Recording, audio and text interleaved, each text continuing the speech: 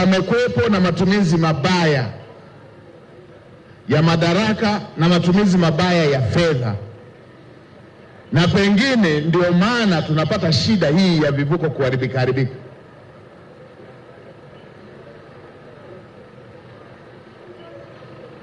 Ona leo hii tumekwama kutengeneza kivuko kwa kudaiwa milioni 800.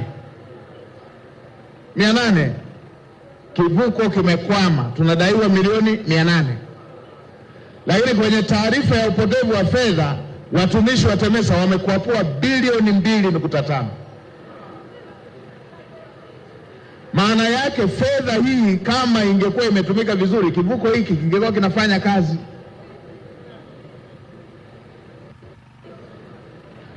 Bilioni 2.59.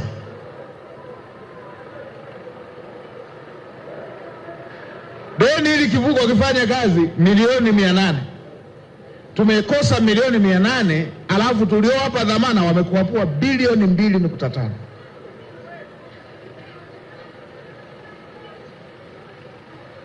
Haya ndiyo mambo yanayosababisha huduma iwe mbovu, kwamba wananchi wetu tunaotoza nauli kubwa, alafu hawa wamegawana bilioni 2.5.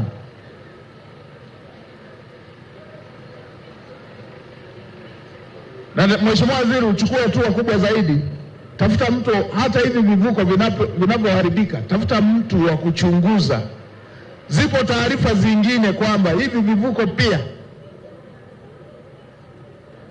vinatengenezewa mazingira ya kuharibika ili watu wapige dili kule kwenye matengenezo.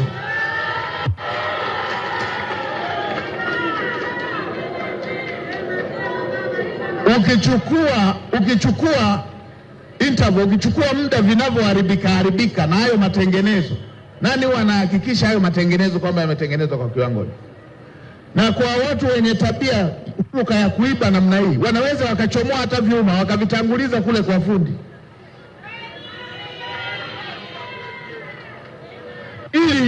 ili wapate fedha ile ya matengenezo.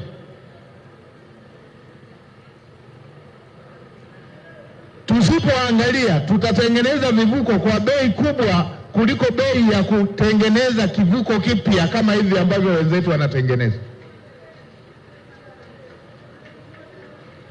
Haya ni mambo yasiyokubalika na ni mambo yanayoudhi. Na kwa kuwa mlishatengeneza timu ya wataalamu, tena wataalamu kutoka kwenye taasisi zinazoheshimika,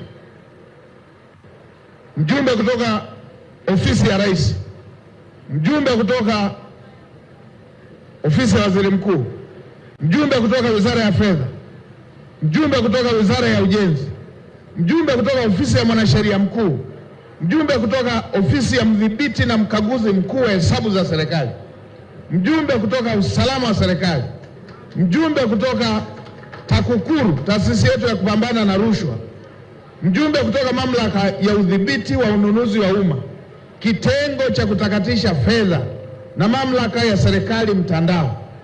Hawa ndio waliokagua wakakuta hawa wamekuapua bilioni 2.5.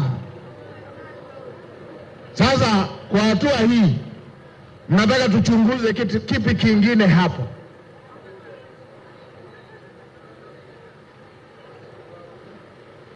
Hapa tuchunguze kipi kingine hapo? TAKUKURU alikuwepo, wa utakatishaji fedha alikuwepo, wa utumishi wa umma alikuwepo, wa ofisi ya Rais alikuwepo, wa usalama na udhibiti alikuwepo, wa CAG alikuwepo.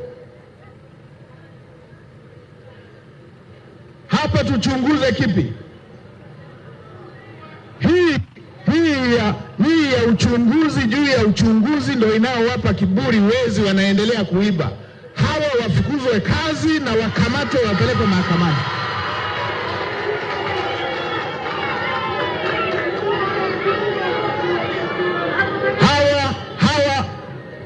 Mheshimiwa Waziri wanakoangukia, mwelekeze Katibu Mkuu awafukuze kazi mara moja na vyombo vinavyohusika viwapeleke kwenye mkono wa sheria.